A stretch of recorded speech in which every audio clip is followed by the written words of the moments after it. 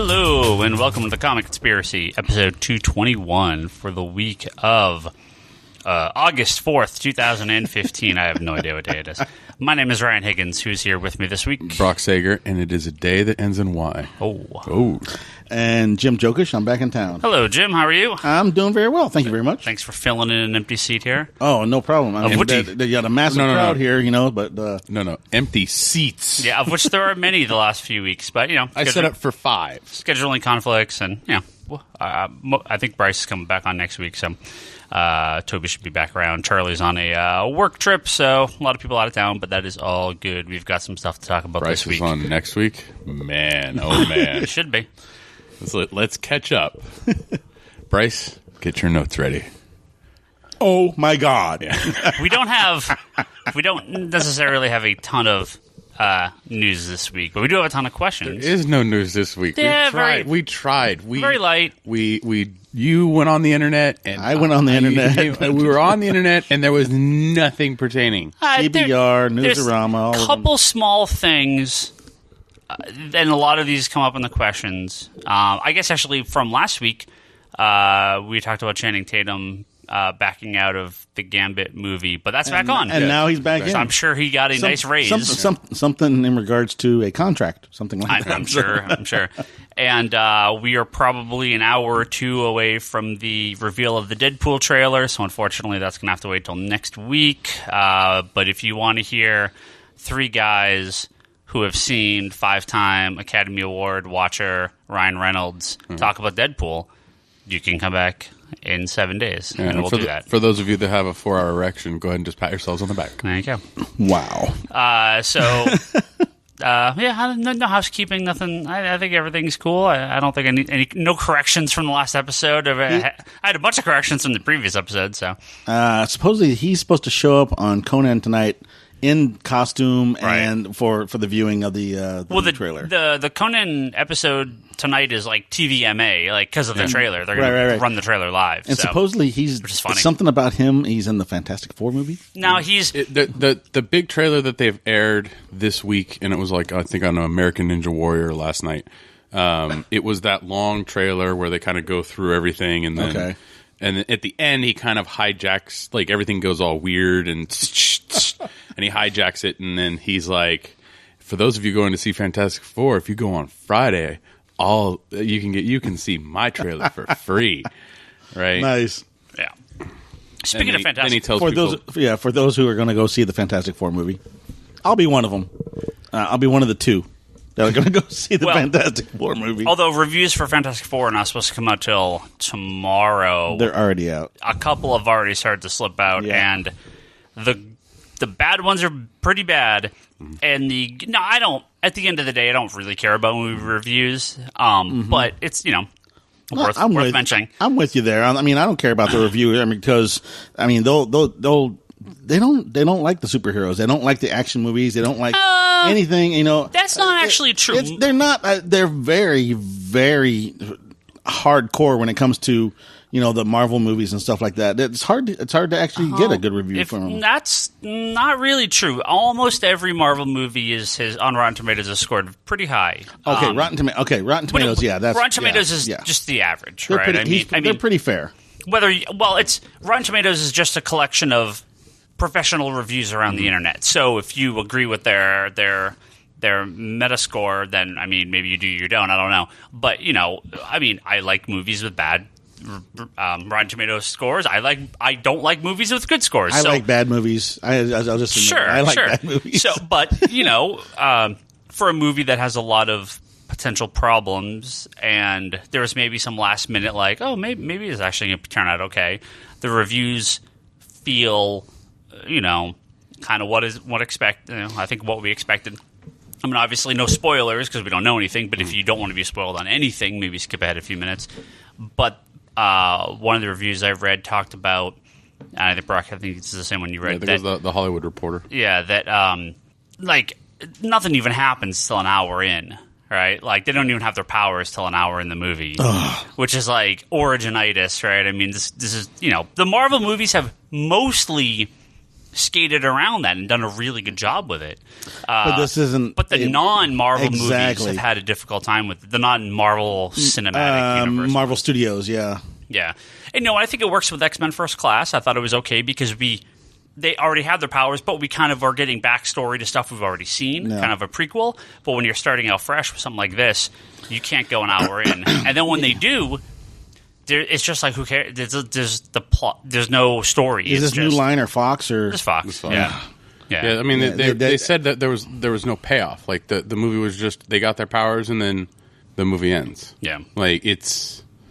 So they did it just to keep the rights. Oh yeah. I think one of the funniest parts of that article was they said it was a 100-minute trailer for the Fantastic Four movie. Jeez. Well, and some comments too about the special effects not being up to par, which means they probably cheaped out at the last minute. I'm sure. I was as bad. I'm not saying they were bad, but as campy as the first two were. I was happy with Silver Surfer. I was happy with Jessica Alba as Sue Richards. You're the only one. Well, hey, I like Daredevil, so and I mean Ben Affleck Daredevil. I actually that was okay. I like the bad movies. The bad movies are okay, and the great movies are just fantastic. Fantastic Four was. Let me read. This is from Digital Spy, Emma Dibden. This is the quote on Rotten Tomatoes, and this is the positive review that's up right now. I mean, there's only 5 reviews, but how many of them are positive? 1 out of 5. I don't expect this. Yeah, I don't expect this trend to change. I don't expect this trend to change too much. But here's the. This is exactly what I kind of was getting a feeling of what happened. It says, in the face of such bad buzz, it's hard not to feel a little sorry for the finished product, which is a harmless and endearing cartoonish throwback to more simple comic book movie times. And that's exactly what I was expecting. This looks like pre-Iron Man superhero movies. This feels like they have not learned... Roger Corman, Fantastic Four. I don't mean like that. I mean, I'm talking the earlier movies where it was still kind of made by not people that don't know comics. And when the Marvel movies came around, they really completely changed the dynamic when the Marvel Cinematic Movies stuff, when Iron Man started. And you can't go back to those previous types of movies. No, because they suck so bad. Yeah, they're not... Captain America in the 90s, oh my God. They're not what The Punisher in the 90s, oh my God. They were horrible. I don't even mean that. I'm talking even Spider-Man 2 and X-Men, and the ones that I liked, they're not nearly as true to the source material as the Marvel stuff. Well, I mean, if you look at the X-Men movies, I mean, they progressively used more and more like technology. They more showed powers. They more showed things like that doesn't mean anything. I'm talking character. I'm talking plots, but character, character motivation, but source material as well. But it this one, if they're put like somebody said the effects didn't seem to be that great, and it's probably because they were like, oh, well, we need to keep it under a certain budget, so we're going to do this and this and this and keep this as simple as possible and not show anything until the end of the movie, which is apparently seemingly what they did. It could have been just a screw you to Marvel. Just this is our movie, as bad as it is, and we're still keeping the rights. Yeah, very possible. I got a question here. From Jason on Twitter. And although Bryce sent a few answers, I said, Bryce, you're not on the podcast. You don't get the answers. This is for the podcast. Where are you, Bryce? We miss you, Bryce. Jason asks a question for the podcast. What are the best Supergirl comics? Where should I start? Michael Turner, Superman, Batman. He already got the Power story arc. Yeah. He already got that from Absolute Power. Absolute Power. Is that the arc? Is that her arc? No, her arc's just called Supergirl. I think Supergirl. Yeah. The problem is Supergirl is one of these characters, I feel, at least, that modern audiences are going to find it tough to read anything pre-Crisis. The character is just very different. You're going to handle a lot of hokey Superman stories. So you're looking modern day. Yeah, you have to, because otherwise you can possibly get the shape-changing glob from Crisis. That's and modern everything. day. Yeah. That's what I'm saying. So you have a couple Supergirls. You have the post-Crisis... Matrix Supergirl, which was like this alien blob that Lex Luthor shaped into Supergirl. That story goes away pretty quickly. Then we have the I'm gonna say Carol Danvers. What's her name? Linda Danvers, Yep. who is the Peter David written kind of continuation of that plot, but she's evolved or something. a very different, Right. Not Kara Zor-El, not the traditional Supergirl. It's a cool comic, and they're going to actually start reprinting those books, but different from Supergirl. They really don't introduce the classic Supergirl right until the Jeff Loeb, Ed McGuinness Supergirl, or is it Michael Turner? No. The Yeah, Michael Turner. Yeah, Ed McGuinness is the first arc. The Michael Turner Supergirl arc and Superman Batman. Yeah. Which is good. You know, The whole purpose of that was the whole purpose of that is one of the writers from DC went to some amusement park and it had a Superman ride, and the ride it said, this is the origin of Superman, blah blah blah blah blah blah, and then it said Supergirl, and it went into a shape-changing matrix, blah blah blah, that evolved, that changed, after Crisis, after her death, and is like, the hell, we need to go back to the old school Supergirl. Right. Well, for me, I always liked the Supergirl and the Legion that they did. That was good. That was really before good. The New 52 stuff. Yeah. So that was a fun arc. She had, there was a traditional Supergirl book right after the Michael Turner stuff. They had a Supergirl book, and it was okay. On and off. It had some good arcs. It had some really bad arcs. I like her teaming up with Power Girl. That was always fun. Yeah, there was a little rough. There was some rough stuff. But the Michael Turner, Jeff Loeb, Superman Batman arc is really good. New 52. Again, kind of back and forth. I think it started interesting, but it just kind of ran its course. Like I didn't finish. I think I read maybe the first story arc and then stopped. It just didn't really go anywhere. So I'd recommend picking up the first trade if you like it. If you're like, okay, yeah, this is a take on the character I like. Not a lot of people did, but I liked it. I mean, I stuck through it. I didn't hate it. I did love it. But I would recommend the first volume. Try it. If you don't like it, then stop. It's different, but it's elements of the original are there. But I also recommend.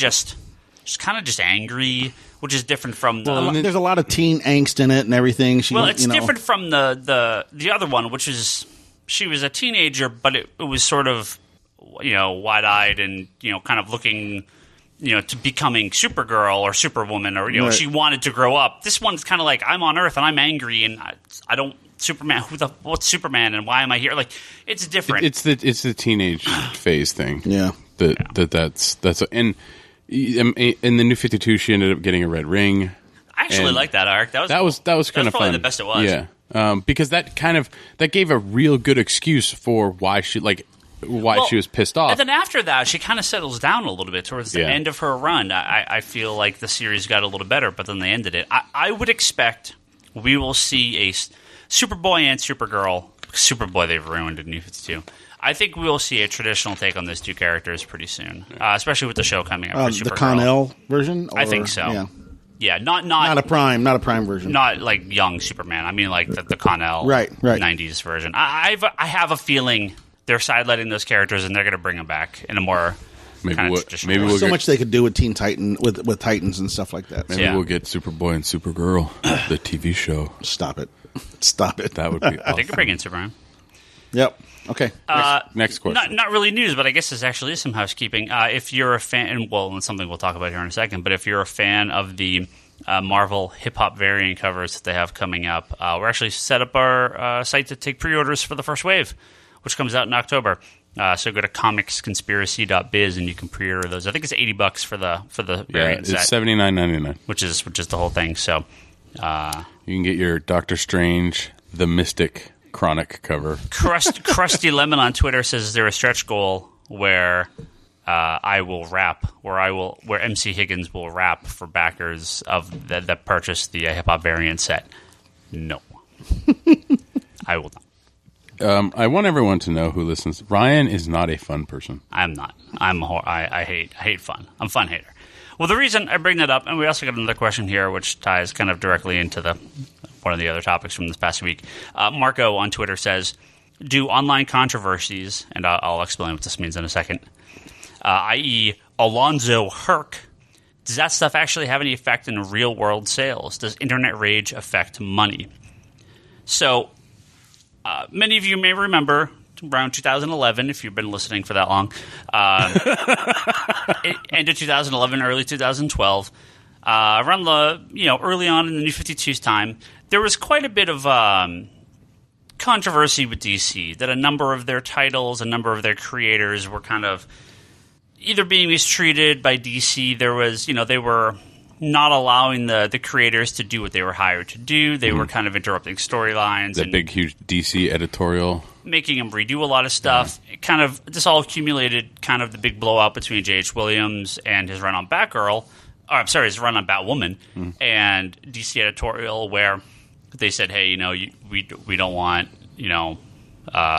her to get married to her girlfriend. This was kind of they had been pushing this story for a long time that DC was going to have a lesbian marriage in Batwoman, and this was the plot. I mean, this wasn't news. This was the story for... DC stands for divorce court, so... Yeah, okay.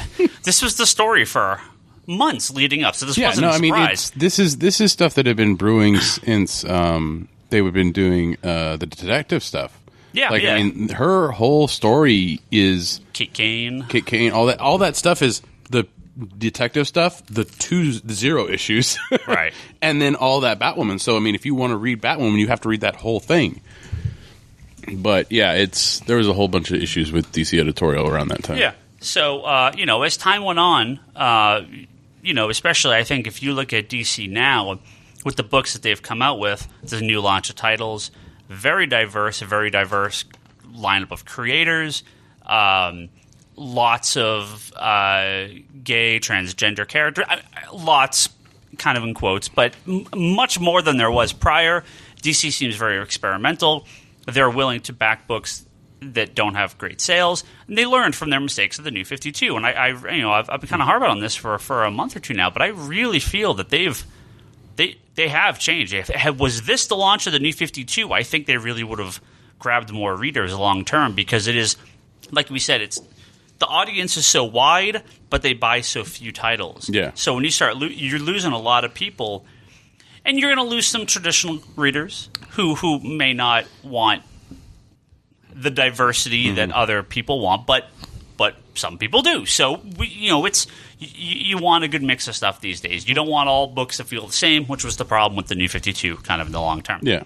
So while all this was going on, Marvel was having a field day with it, because they were launching a ton of female-led books. They had a lot of non-white creators. Not a ton, but not as many as they probably should. But they had a diverse group of people around.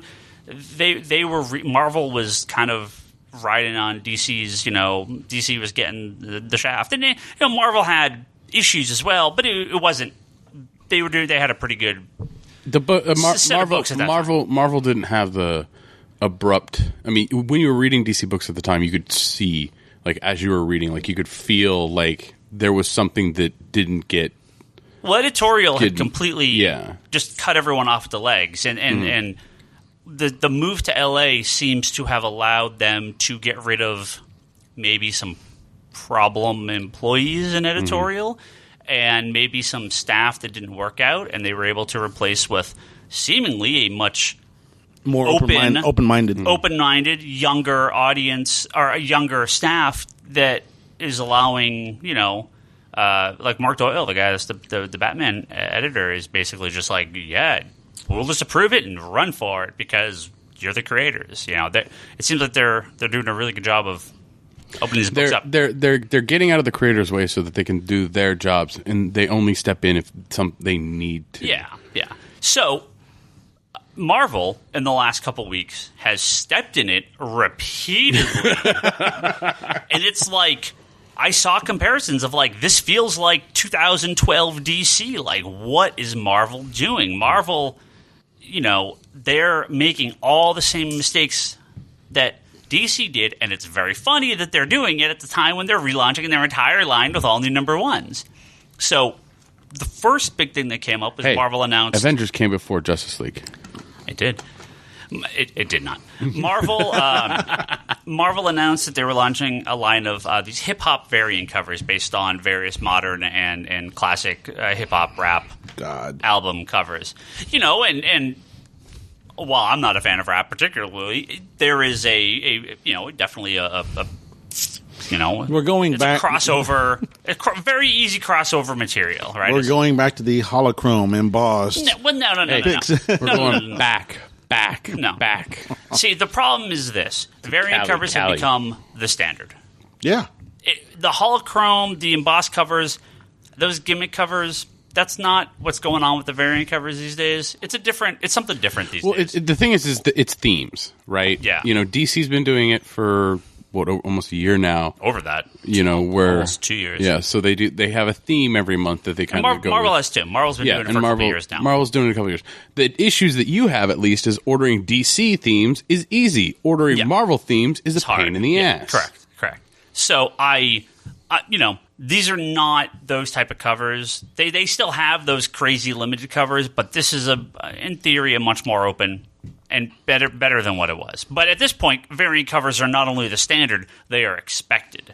Whether that's right or wrong, that's just the way it is. So with DC, they had this line of hip hop covers, and Marvel did, yeah, sorry. And the outcry was, oh, you were taking a lot from African American culture, but you're not giving anything back. You don't employ any black writers and nearly no black artists, which Marvel has in the past. Mm-hmm. And they said, Alex Alonso said, we have a couple artists that are doing these covers that are black, but yeah, no, we don't. And one of the other editors, totally blanking on his name right now. That's going to come back to me. His response on his Tumblr, which gets a lot of usage, said, "I don't see the correlation between one and the other," which is kind of a stupid thing to say because clearly you're borrowing heavily from the creative. We're going to step in and we're going to step deep. Yeah. So people get really upset over that, which is kind of dumb comments. Now my question is these hip hop covers that they're emulating. Yeah. Were they black artists that actually designed the covers, or is that the issue? A couple. Okay. Well, the complaint was you're taking from black culture, but you're not giving anything back. You're not allowing any African American creators to work on your titles. And Marvel's reply was, well, it's an ebb and flow. Sometimes we have a bunch, sometimes we don't. But you would think that they would always have a diverse group of people working for them in race, gender, creed, everything, right? Yeah, there's a mouse in there somewhere. You would, Disney doesn't. All these companies, in theory, at this point, the United States is a very diverse place. It's not about the race; it's about talent. It's about what they need, what they want for their books, what they need to sell their books. But that's the argument, that you need a diverse talent pool to diversify your books, because this is the argument that I made a while ago and I've been making for a while. We really have shifted in the last couple of years, especially.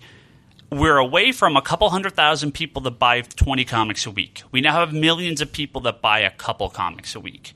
And in order to keep those millions of people from buying comics, comics do need to shift. And I was not against creators like this, but I was still in the mindset myself, even to fairly recently, of oh man, this clusterfuck of a parking lot out here is amazing. Like this is glorious. Like I'm just watching 9 people try to back up at once. This is fabulous. So anyway, but then you say DC was bringing back like Icon and right. So DC made a deal with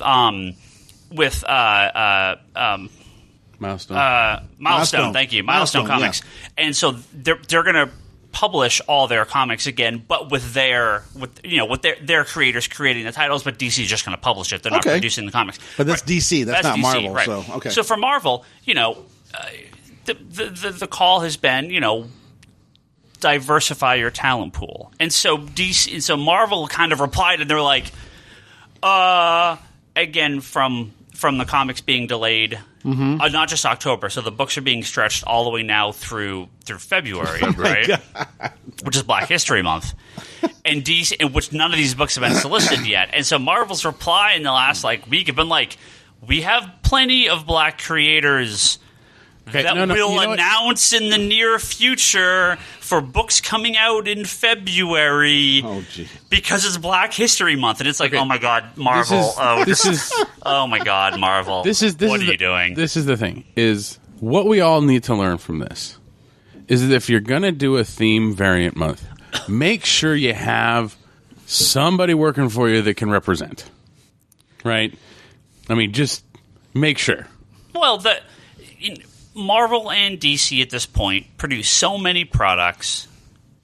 The breakdown of creators, it doesn't look good if it's not roughly the breakdown of the population of the United States. This isn't 4 people working on these books. There's hundreds and hundreds and hundreds of people. So while I agree, you want talent over anything, if all your talent are straight white men, your products are going to be vastly similar. You're going to get various people that can break out, but you need to be working from different points of view. And there is a very large segment of population seeing comics for the very first time because of the movies and TV shows and things like Disneyland, and the parks and everything that are now being exposed to this stuff, and their kids are being exposed to it. And you want to diversify your talent pool in every way possible these days because, again, I said, you're not selling to one type of person anymore. American comics has always been part of American culture, and our culture is so diverse now that you need to represent that somewhat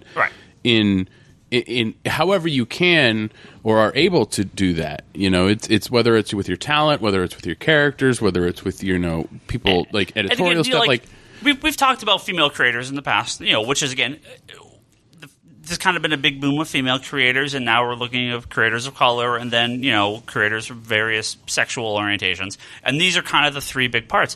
And I'm not saying just hire anyone off the street because they may be good, they may be bad. There are many female creators that are really good, and there are many that are really bad. It shouldn't just be a carte blanche, just hire them and it doesn't matter. No, you still need to get talent, but I think there's enough talent in alternative mediums, things like webcomics or Tumblr comics, things like that you can draw from. That is a different crowd. That and DC has seemed to have done this. Yeah, and it's funny to see Marvel completely drop the ball. It's time for Marvel to pay the piper. But then, so they continue to step in it. Oh, of course. So right after this, there was a lot of. There was a lot of talk in the last couple of years about Hercules being bisexual. That very the character from I know who Hercules is. Yeah, because in some of the comics, it's very kind of it's all Marvel or DC. Marvel, because Hercules has been portrayed very free, and there is historical. He likes to wrestle with the boys, and there is historical evidence of and the girls. Sure, right. So and the goats of plenty. There have been a lot of calls that hey, you have portrayed Hercules as bisexual. There's going to be a new Hercules comic coming up. Will you continue that? And Marvel said, no, he's straight. The Hercules, the bisexual, he's from another reality or something. It's not the real character. So and She-Hulk didn't sleep with Juggernaut either. Okay. Right. And so, again, look, a Hercules book isn't going to sell regardless of who does it, right? There's a Hercules book coming out? Yeah. Nobody gives two shits. Nobody gives two shits. Okay, all right. One of us does, but keep going. But it's gonna. That's only because if it has a variant cover. No. I like Hercules, but keep going. But you have a Hercules book. I mean, sure, you could put Brian Michael Bendis on it, and it would do okay for a little while, but it's not going to pay the bills. No, Hercules book needs to be like a 4-issue miniseries. Right. That's it. Right. That's the longest it will last. I promise you. So Marvel had a chance here of saying, "Hey, here's kind of a B-list character that we know isn't going to. We don't care who's on it. It's not going to sell well. Yeah, but." Why don't we take a chance on it? Why don't we make him bisexual? Why don't we, again, expand our time? I'm not always for just completely changing characters. But Marvel, but keep going. But if there is a evidence, if there is a story reason as time progresses, then I'm fine with it. In this case, a character like Hercules, who cares, right? okay, if they were going to make Spider-Man I don't bisexual, give two shits one way or the other. I really don't care if he's bi or straight. It doesn't matter. Right. I don't see the reason to have to change it or announce it or anything. But because Marvel stepped in it, right, they could have very easily said, okay, we're going to make him bi in this series. Right. Okay. And then later on they can go, oh, that was alternate reality. No, that's not we're going to retcon that, and it's not going to be real. But they could have just dug themselves out at that moment and decide. But instead, they decided to dig even deeper, like you said. No, they can't, because they have to have the all new, all different Marvel, and they can't veer from that. So, and in that Marvel world, he's straight. So to get actually back to as an arrow. To get back to let's see, we're out of here. To get back to Marco's comment, do these things affect real world sales? The answer almost entirely is no. That's the problem, because they're generally about characters that either aren't extremely popular anyway, so nobody cares the about. Sales are going to be minimally affected, or it'll sell well for that one comic, Right. whatever it is. Well, if you take the Batwoman comic, right? Yeah. People were not necessarily buying that because it was Batwoman, and because she was gay. A number of people were, but I feel the vast majority of people were buying that was because it was written and drawn by J.H. Williams, who's a fantastic artist and a very well-known creator. Yep. And it was pitched in New 52. Sales in that book fell pretty quickly, regardless of Williams being involved in it. I don't think it had anything to do with negative reaction to her being gay. I think it was just it wasn't a book that was going to have a strong following in the long term, because that's just the type of book it is. Yeah. And then when he left the book, sales definitely fell more, but it probably would have fallen anyway because, again, just it's a character. You didn't have a creative team that blew everyone's mind, and it's a character that has a limited audience. Yeah. So I think... I mean, at the time, DC was very limiting with what they were doing. So there was this horrible PR behind the book, but it didn't. But it didn't really affect sales. No, it didn't. It didn't affect sales like in a positive way, and it didn't necessarily affect sales in a negative way because it was already on the downward. Right, it was on a downward slope, and it continued to fall after they left, and it would have fallen anyway. Maybe not quite as far. At the end, you weren't even getting shelf copies. I don't think. One or two, yeah. But I was already in that. It was already heading in that direction. I was only getting a handful of copies before that. So, in a case like Hercules, I think I was getting it in Stefano. Yeah, and in a case like Hercules, if he's bisexual, a few extra people would buy it. If he's bisexual, a few extra people would say, I don't want to buy this because of that. So you're going to lose some people. So it kind of balances out. It kind of balances out, and at the end of the day, it's not going to sell great either anyway. So, Well, I know some stuff can hurt sales. I know that that there was a huge interest, at least for that Joker variant from Dustin Nguyen. There's a huge interest in that, and then but they canceled it. Right? And it's like there's a huge interest in the Miles Manera Spider-Woman cover also, and they canceled that as well. No, they didn't. Huh? It came out.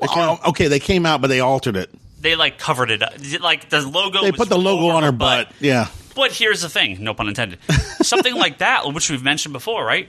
There's going to be an extremely limited audience for that because not only is it Spider-Woman, who, again, tough sell for most people. Who gives two shits about Spider-Woman? It's also a 1 in 100 variant or a 1 in 50 variant. So the amount of people that were going to buy that were extremely limited. Yeah. So controversy, it probably sold more copies because of the controversy, but at the end of the day, it wouldn't. I mean, it didn't bump sales. If it was a enough, regular cover, maybe it would have, but as a variant, it wouldn't have mattered. Well, because I know you got a ton of calls about that Joker variant.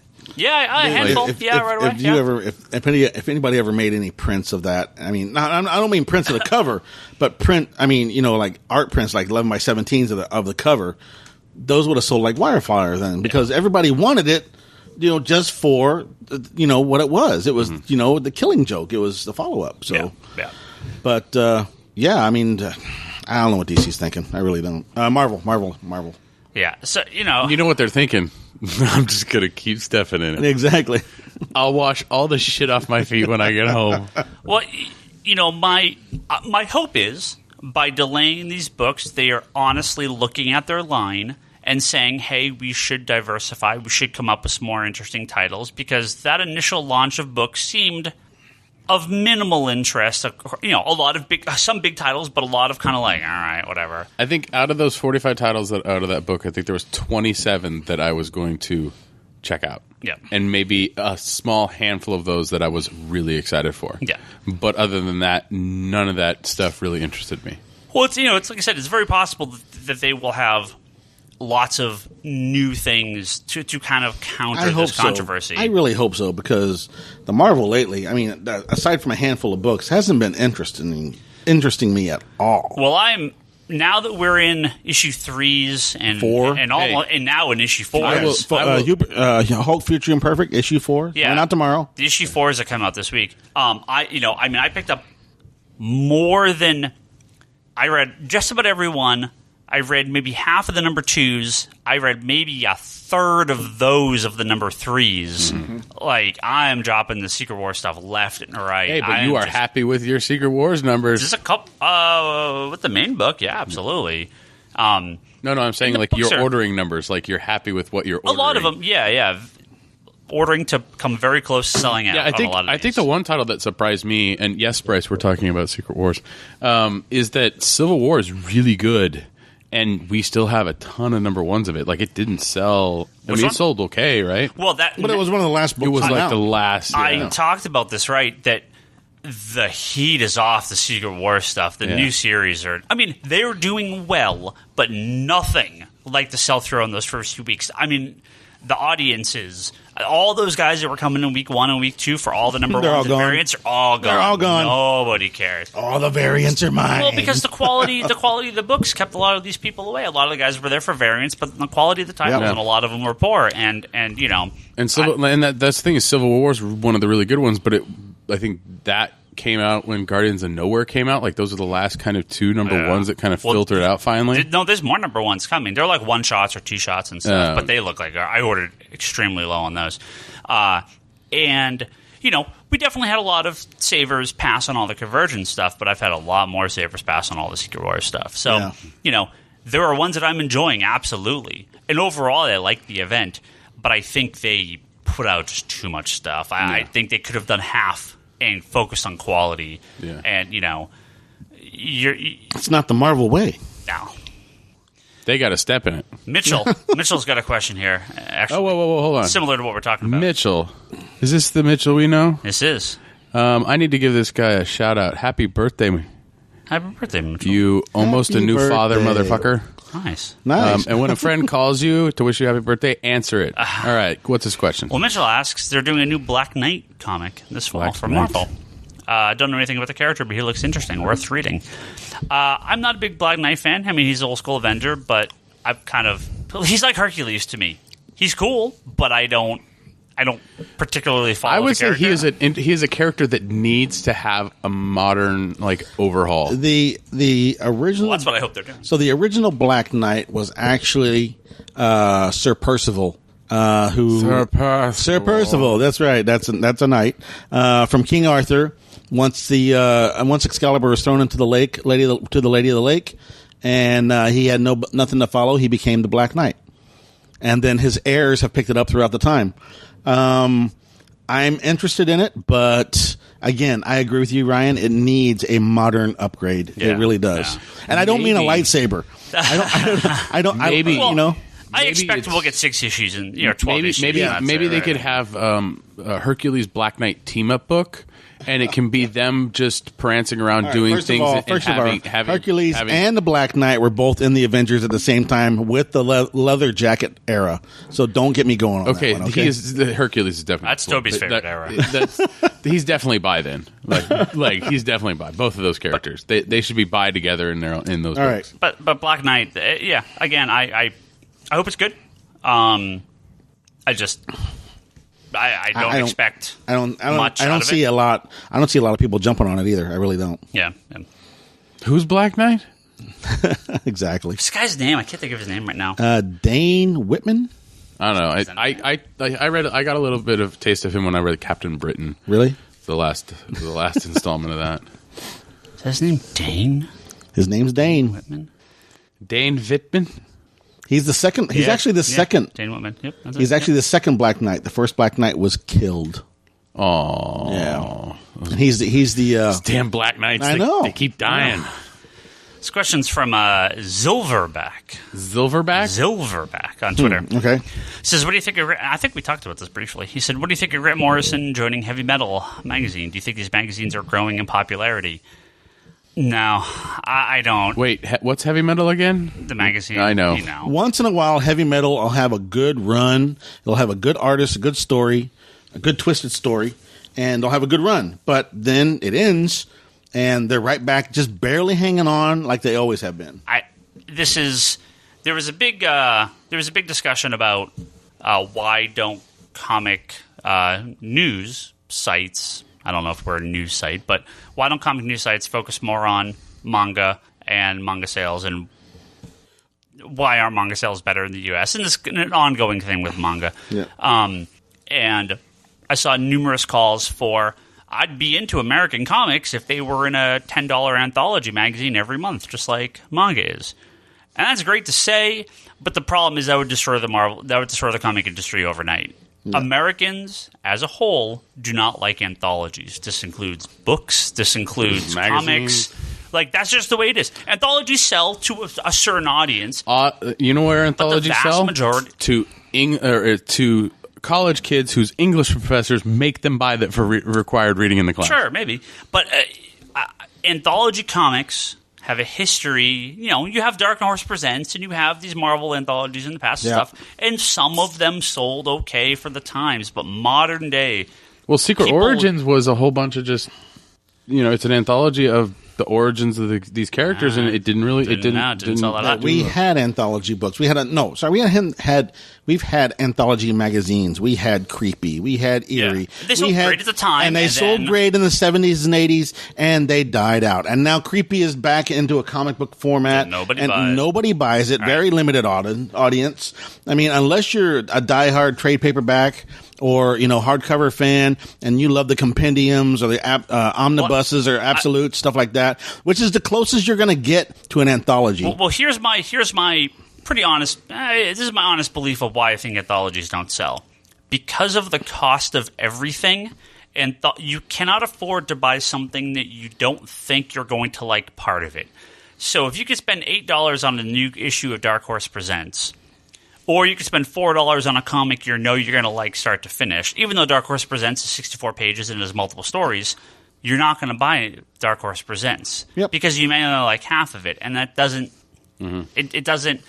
I think that's why a lot of people don't like anthologies, and I'm not a fan of anthologies myself. I mean, in theory, I am, but when I look at them, I'm like, I don't care. Dark Horse Presents was a good launching point for some really good storylines. Dark Horse Presents had, I believe, the first Star Wars story when they relaunched Star Wars. I think they had the first Predator story when they relaunched Predator. I mean, it was a testing block, and that's what they used it for. Yeah. I mean, that's basically what the anthology is. Hey, is your book any good? Let's see if anybody buys this thing, and if they do, we'll start putting it out as a solo comic. And the thing is like DC did the DC Universe Presents with the New 52, where they featured Dead Man, Challengers of the Unknown, Vandal Savage. Same deal. That's not an anthology. I mean, that just switched. Yeah, that switched characters every few issues. Yeah. But I think that you know, like Jim said, something along those lines where you know what the book is, you know what it is going into it. It's something that, you know, is the testing ground for things. It's a very limited audience, though. Yeah. You know, this is a long way back around to the question of, do I think Grant Morrison is going to do anything to heavy metal and is going to grow in popularity? And I think no. A few people will check out an issue or two, and that'll be it. I love Grant Morrison. I own not everything he's done, but the vast majority of his work. I have no interest in buying heavy metal. If they collect, I like heavy metal, and some of his stories. I'll buy those and trade, maybe. Yeah. But I like heavy metal. I like anthology magazines like that. I love Creepy, Eerie. I buy the old stuff all the time as soon as I can find it. Do I think Grant Morrison's book is going to be good in heavy metal? That remains to be seen. And we'll see what happens. You know, I got to see what it looks like. Yeah. I mean, I think it'll spike interest for a little bit, but it'll fall off. He's doing something like Druna. That might actually. This is from All Talks and Manga Nation's Dark Fox 8. Darfox 8. And I played some Rocket League with him the other night. Yeah, we kicked some ass. He asks... Wouldn't you kick some tire? We kicked some ball. He says... sorry, I'm going to have a short answer for you. You got to do the occasional weeboo check-in. Any anime you guys watched recently? Any manga read, not mandated by Toby? No. Now, here is what's happening. We have gone through a few shows. I recently watched... it was like something else, and then we watched the first season of True Detective. We are now... the next two shows we were watching is we are finishing up the first season of Attack on Titan, which we got like halfway through and then stopped. Not because we didn't like it. It's just we had other shows we're watching. Right. So Attack on Titan, we're polishing that off. And then Leanne is a big fan of Sailor Moon, although she's not the biggest fan of the current show. We are going to finish off at least what's up to current of the new Sailor Moon show. Well, because it's Sailor Moon, so she likes it. It's not bad. It's fine. I watched all the originals with her. I'm going to keep watching Teen Titans Go with my kids. It's almost anime. Yeah. So I'm old school, so I like the old Ninja Scroll, Wicked City. I have my daughter and I actually seen Wicked City. They're awesome. And then my daughter likes the Attack on Titans, buys the compendiums. Oh yeah. So I've been reading the Attack on Titan, and I bought her the Blu-ray sets of that as well. Nice. So those it's are a great show. It's real. Well, I'm interested because it's it launched so fast. It's going to be a live action movie. Heard the movie sucks. Well, but yeah, I heard Fantastic Four sucked too, and. But I'm gonna check it out, and I've liked anime and manga stuff since Battle of the Planet, since Gotcha Man way back in the 70s. So yeah, it's good stuff. I mean, nice. You got to go looking for it, but it's good stuff. Cross X Hunter also has been on the I'll Talk podcasts. Asks, do all the hosts keep up with what books are coming out on a given week, or do they just see what's on the shelf on Wednesday? We see what's on the shelf on Tuesday. Well, we have to know. We put them out. I actually get a list from a site, so I know what's coming out every week before. Even if you don't get it in the store, I know it's been released. So there are those instances when I call you and go, this coming in? Is this on Wednesday, I receive our final invoice for the following week. So while I may have a list of stuff coming up, it doesn't necessarily mean it's actually going to be out that week. Right. Stuff gets delayed all the time. Oh, yeah. So on Wednesday, I have a list of what I'm receiving the following Tuesday, and then we receive the product on Tuesday. So I know everything that's out tomorrow. Yeah. I'll probably forget half of it by the time tomorrow rolls around, but I know it came out. I used to use Comic Shopper and kind of go through to look to see what was coming out week to week. Yeah. But I don't really use it too much anymore. Kind of just whenever, if I'm helping you bag books up for savers, or when I get here, I kind of just gleam over what came out that week. But I'm normally not. I mean, especially like right now with Marvel, I don't even. Fuck it, I don't even care. I come to get the variants early. Yeah, we know. Stefano asks, "What's up, dude?" He says, Nightwing's reinvention as Grayson reinvigorated my love in that character. So I ask, what reinvention brought you back to a character? I wouldn't say it was so much a reinvention as a bringing back to the as the de-invention is bringing back to the classic. So that happens with me a lot. Characters like Firestorm, Green Lantern especially. Yeah, it was a character that they'd taken so off course and brought back. As far as one that's, I mean, the closest would be for me probably most of the Vertigo, because books like Doom Patrol, Sandman, Black Orchid, Shades of Changing Man, these are pre-existing things that Vertigo took and completely reinvented. Yeah. Modern? Oof. That's a tough one. I mean, some of the new they reinvented. They reinvented. They reinvented Green Arrow. They reinvented everybody at one point. I mean, in the 80s, I remember when they reinvented. They brought out the black costume. They brought out the Gray Hulk. They brought out the captain in the black costume. They brought out Silver and Red Iron Man. They brought out Thor in armor. Yep. I mean, during that time period, they changed basically every character. And then in the 90s, they did Daredevil in armor. They did, they did reinvention. That would be the Marvel Edge years. They also did they reinvented Luke Cage into just Cage. They made a new Ghost Rider. They killed him off in the 80s and brought back a new Ghost Rider in the 90s. And, I mean, they've reinvented everybody, I think. I mean, even Wolverine's gone through morphs. in its time frame. Oh yeah. I mean, I don't know. For me, I liked Green Arrow's evolution from the New 52 to the Jeff Lemire Green Arrow. That was a good one. Another one, Guardians of the Galaxy. Very different than the original version. The Abbott and Lanning conversion. Yeah, the 2008. Yeah, that one was really good. The not Vance Astro team. I like those too, but I like the 90s Guardians of the Galaxy. So jumping on the Abbott I like Lanning the 70s stuff, and 80s Guardians of the Galaxy as well. Yeah. But I mean the new stuff they really And I saw they're finally going to start release. They got a date for the third volume of the Valentino stuff. So nice. Keep going, Rock. Wait, that's post Valentino, right? No, his name's still in the book. Is it? Because he did the first 25, I think. He might still. Well, maybe. I'm just saying. I saw that was all his. that they solicited the third volume on the Guardians anyway. Go ahead, Brock. Sorry. Oh yeah. I've liked Cyborg as of late. I think that he's been a fairly interesting character. Number 1 is okay. I didn't read issue 1, but from like his stuff in Justice League, especially that stuff during Forever Evil, kind of that they're taking a moment to focus in on him. I've really kind of liked where they've taken his character.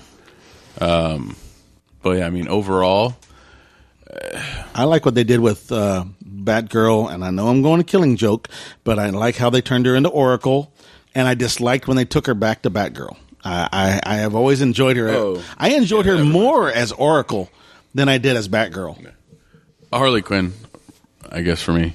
Because Really? I've always been a Harley Quinn fan, She's a nut the whole time. They've changed her costume a half a dozen times. But I think that for me, when they changed her kind of over from that cartoonish, crazy, mad love feel to kind of this more cynical, split personality, psychotic, bipolar, like all over the place. And you see her character as kind of, you don't see, Harley as the psychiatrist as in the cartoons. She's like TD, and it still feels like an act. Whereas here, in the newer stuff, it feels like it's kind of more realistic. Like she's a completely different person, but then she becomes Harley Quinn, and now she's, just crazy, talking to a dead stuffed beaver. But no, I think for me, like, Harley Quinn's transformation in the New 52 has been really, really good. They've kind of really modernized her in a way, and it brings a lot more to the character. Now, I respect the where she came from, the early stuff, because I mean, she came from the cartoons, right? So when there was that whole controversy about Starfire. From the cartoons and the comics, and it's like, Starfire, they're sexualizing this character. I'm like, no, she's always been sexy. Like, I could honestly say that they've sexualized Harley Quinn, and originally she was not necessarily like that. Yeah. I mean, she was a little loose with Mr. J, but it wasn't. It wasn't to the degree that Starfire is loose with the half of the Teen Titans. So. All right, I think we've gone with that one. Yeah, got a few questions left. We'll wrap up. I didn't like what they did with Nick Fury, though. This is from Wesley on Twitter. And this is actually a really good question, and I don't know if I can answer it this week. We may have to wait till next week, because I really got to think about this. Did you like the Deadpool trailer? He says, what is your favorite panel, and what you believe is the most iconic panel in comic books? That's a really tough question. Oh. I mean, panels that come to mind that would be iconic is when Gwen Stacy dies. Yeah. In Amazing Spider-Man. Yeah, absolutely.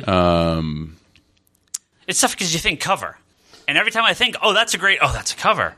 Oh, that's great. Oh, that's a cover. Cover, yeah. Like, it's really hard. Like, yeah, Spider-Man, that's inside. That's the panel inside, though. Yeah.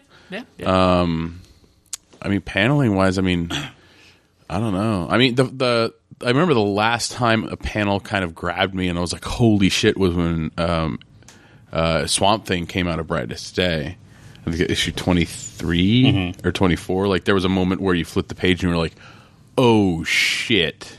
But yeah, as for like iconic, memorable stuff, I got it. Days of Future Past when the Sentinel burned Wolverine's flesh off his. That's on the cover. No. It's on the inside too. It's on the inside. You see his skeleton laying there. Yeah. That was iconic for me. I mean, I'm still working on my Wolverine skeleton for the house. So, especially a lot of modern comics. I mean, you get those big splash pages. You tend to be, pretty some pretty, Death of Superman, things like that. Some big. I've talked about this before. One of my absolutely favorite panels is the page preceding and then the final panel, which is a full page spread in the Grant Morrison Animal Man run, where he sees the audience, and there's just a full-page head of Buddy Baker turning around, and he goes, "I can see you," talking to the audience. Yeah. Like, that's still, to this day, one of my favorite comic panels.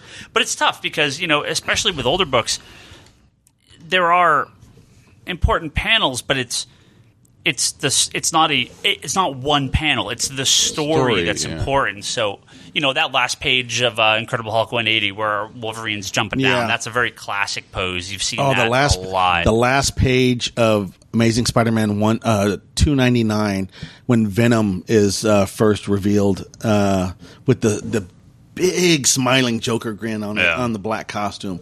Just evil. I mean, just man.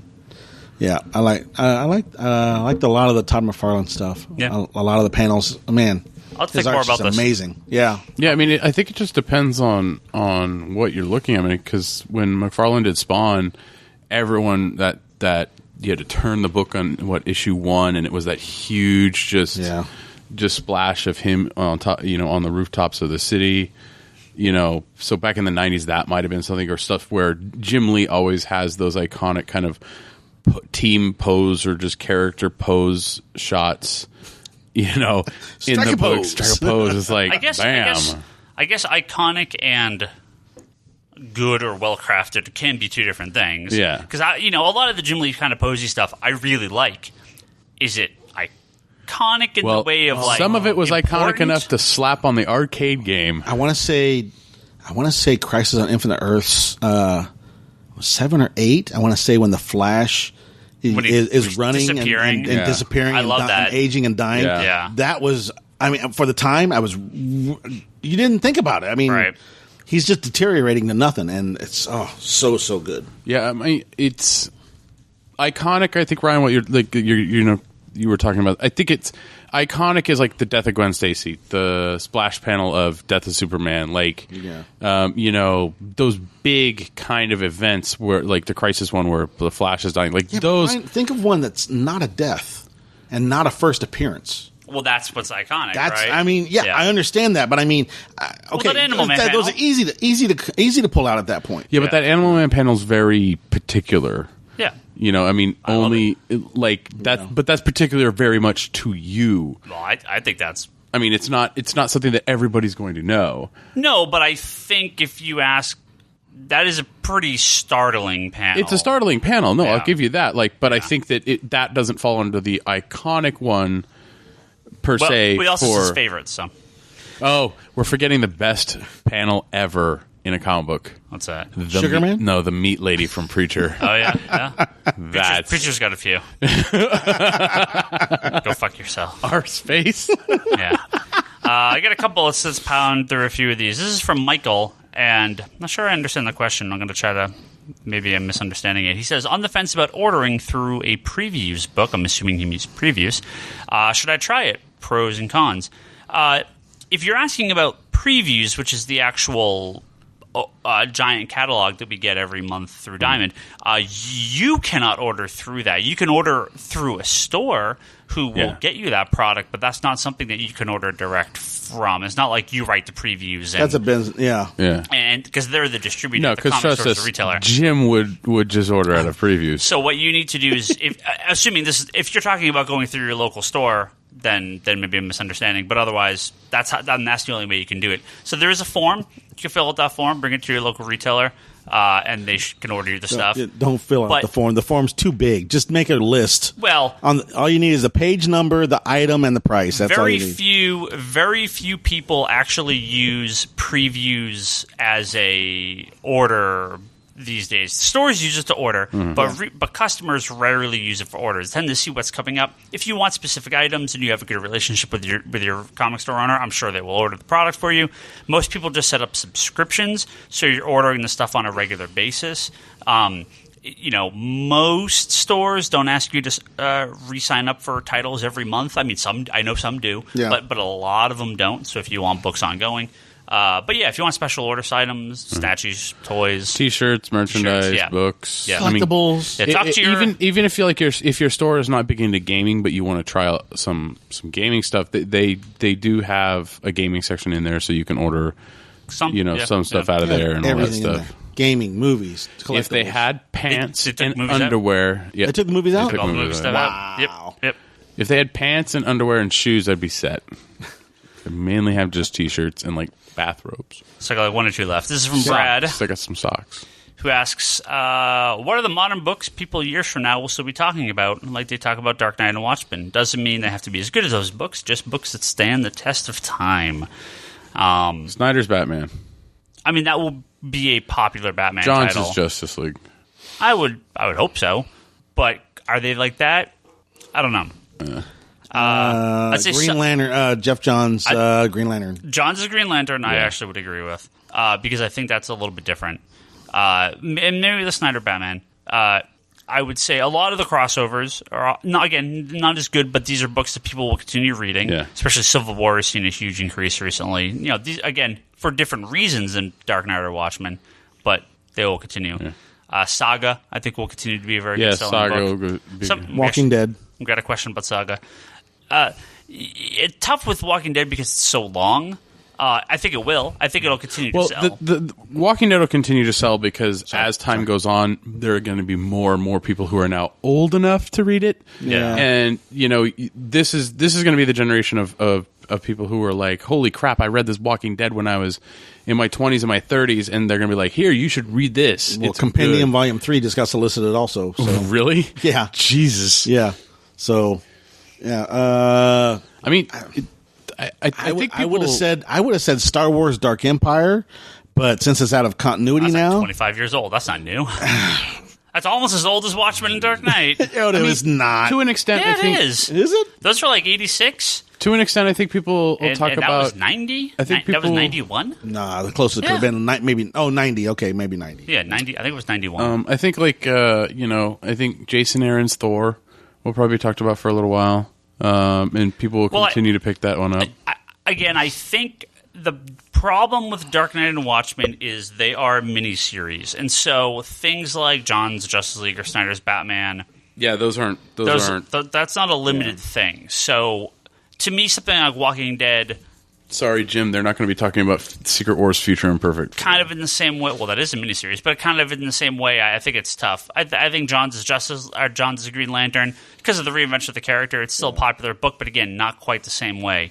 Saga, I think, will not run indefinitely. It will end soon. I think that's something that is easy enough to kind of throw in that list. You just killed a lot of our listeners. That no Saga's going to end. Because I think you're going to see the shorter run stuff is what sells long term because it gets difficult to buy 25 volumes of Walking Dead. Because it's one of those things where like we've had this conversation before where when you get to a certain number of volumes on trades or hardcovers, people start to lose interest, especially if the material is not as good as it was when it first started. Yeah. It's like they finally are doing Hellblazer volume editions, which I think is a great thing to do. Hellblazer needs to have that. But again, how many people are going to buy volume 10? How many people are going to buy volume 20? Right? Like I've been picking them up slowly, but I'm not picking them up, I think, at the pace that they see enough sales to go, oh, we want to keep doing this. No, I like Wolverine Origin, but it's not. It doesn't have near the impact of Watchmen or Dark Knight. No, I mean you really have only Death of Superman, maybe. Death of Superman, I think, still sells. Kingdom Come still sells. That's excellent. Why didn't I think about that? But again, that's not even modern. So I think that becomes the problem. Mm-hmm. Very few books from Marvel and DC will sell in 10 years. Nearly every book that is printed right now by Marvel and DC will be out of print in 10 years. Almost every single one. But that's just the way it works. But you could maybe get it digitally. You could definitely get it digitally. Some of the event books I think will continue to sell because they're event books. Event books I think stand the test of time because they're popular, and I think Blackest Night is probably it still one sells. that It still sells well. And I think Hush. I think Secret Wars and Civil War. Hush still sells well. Yeah. But I'm thinking of stuff in the last couple years. I can't think of it. I'm trying to think of something in the last decade that has jumped out. From Marvel and DC, almost nothing. Yeah. And that's not to say that there aren't good books. It's just they're written for now. When were Avengers disassembled? That was 05. Yeah, 05. That's 10 years. I think 05. Yeah, I can't think of anything before. I mean, but again, like the Bendis Avenger stuff doesn't sell at all anymore. That's all either out of print or no one cares about it. Yes, I mean because it's all the in continuity stuff. Nobody cares about down the road because it's not the current continuity. Not to say that nobody does, but it's not going to sell perennially like those. When I pull up, my list of top selling trades, it's a lot of classic. It's Watchmen, Dark Knight. Those are often pretty high on the list. It's things like Saga. It's first volumes of things like Sandman and Preacher. It's some current stuff. I mean, a lot of the Batman stuff is on there, but if I go 10 years in the future, is that stuff going to be there? Probably not. Death of the Family. I mean, it wasn't that impactful. I mean, well, I got a very last question here. Actually, a very good question to go out on because we just talked about it. All right. It's from Talon. He says, "What do you guys think of Saga? I never hear you guys talk about it." I read the first trade, and I liked it, and have yet to read the rest. I need to read the rest of Saga. That's why I don't talk about it, because I am woefully behind on it, along with the vast majority of I was just going to say, I apologize to the listeners because I have not picked up a book of Saga yet. Yeah, it's interesting. I've looked at the cover, but I haven't picked up the trade, so I haven't read it yet. So. Yeah. It is not my favorite comic of all time. I am, at the end of the day, not... I like Brian K. Vaughan. I do not love Brian K. Vaughan like the internet does, but I enjoy his work, and I'm excited to get back to it and try to finish up reading it. I am just... No, I mean, Saga, I'm still a little behind on Saga, but Saga's really good. We Stand on Guard. First issue is okay. Yeah, the second one comes out this week. Yeah. I enjoyed the first one, so I'm curious. But again, that's an example of a funny example of they should have just made a trade of it. I like a graphic novel. Yeah, because I mean it's only a miniseries. No, so. But you sell the single issues, then you pay for it with the singles, and you profit on the trade. All right, guys, that's it. Thank everyone for the questions this week. A little light on news, but hopefully that's some interesting topics. Don't forget to thank our Patreon listeners. I've got it right here. So we just funded our Patreon for July, so thank you to everyone that donated. Funded. We got a nice long list of people here we want to thank. If you would like to hear your name or you have something to plug, we take donations at patreon.com. That's patreon.com/comic conspiracy.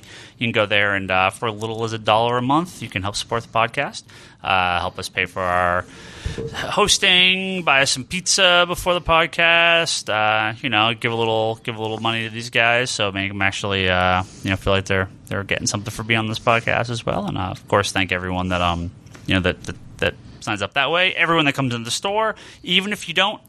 I love mail order guys. Yeah, those are good too. And I think they love me because I do a great job packing their things. And even if you don't back us on Patreon, that's perfectly fine. Come on. We're just happy. Them things. We're just happy for everyone that listens to us. And I've gotten a lot of comments from new listeners. Our numbers have definitely gone up in recent months. People are sharing us with their friends. So are we like a disease? If you're listening. If you've only been listening for a few months, send me a message. Let me know how you found us. Let me know what you think. I'd love to hear from you. Tweet at us. Or send us a tweet. I'd love to hear why people are listening 220 episodes into this thing. And if you want to hear, if you have any ideas about other things you'd like for us to talk about, let us know. Yeah. Usually we have a lot of new stuff to cover. This week was a little light, but let's thank some Patreon people here. So these are some awesome people that donated $5 a month to us here, and we're going to thank them on this episode. That's Jeff Judkins, Shay Neary, Mark Long, Edgar Moreno, Kevin Nguyen, Felix Malunga, David Chica, Wesley Thon, who asked me that question earlier, as well as Scott Cross X Hunters Now. A couple of the guys on there hitting us up on the Twitter.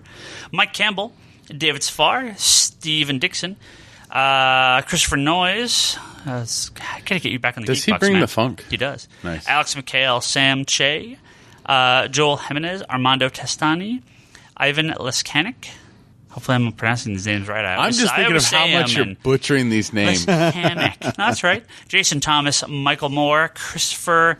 Not that Michael Moore. That is correct. Christopher Eblikis, Matthew Schnapp, Robert Schnapp?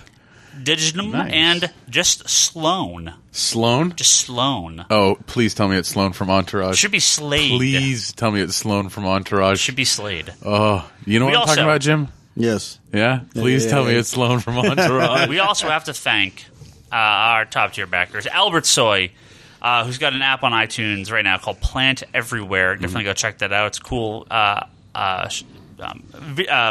Photo sharing app. Very, very cool stuff. I plant, right? Yeah, Plant Everywhere. Plant Everywhere is what it's called. We're going to be doing some stuff with him soon. Jody Lawson at the Canon Triad. Thank you, Albert. It's amazing. And good job reaching, I think, rank 5 in your Hearthstone play. Hearthstone with Brock, yeah. Yeah. The Triad Comics Anthology at triadcomicsstudios.com. Go check those guys out and go support their comics. As well as Julian Titus at the Nerds Without Pants podcast at pixelbit.com. That's pixlbit.com. Can you send... do you have like a mailing address? Do you have a mailing address so people can send them at least T-shirts?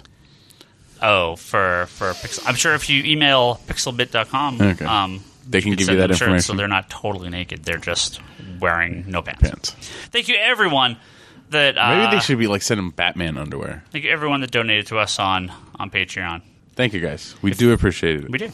If you would like to hear this episode again for some reason, or any other episode that we've recorded, you can go to geekbox.net or find us on iTunes and rate and review us on iTunes, please. Have we gotten any new ones? I haven't checked in a while, so you need to check. I'll check. You can discuss this episode at forums.geekbox.net or the Geekbox and Comic Conspiracy Facebook group on Facebook. Just do a search for Geekbox. You'll see it there. You have to send a request to join, and I usually get back to people same day, so just so it's private. Digital.comicsconspiracy.biz. That's where you can go buy all your digital comics. We have a lot of good stuff up there. Definitely check sales on the weekends. Patreon.com/comicconspiracy. That's where you can go to donate some money to us. As well as conspiratorbrock.com. That's Brock's blog. The Infinite Long Box podcast and Wanderers in the Fourth Dimension podcast. Those are Charlie's other podcasts. Go join them. Listen to those. I'm on Twitter. Ryan Higgins Ryan. Brock is Brock Sager.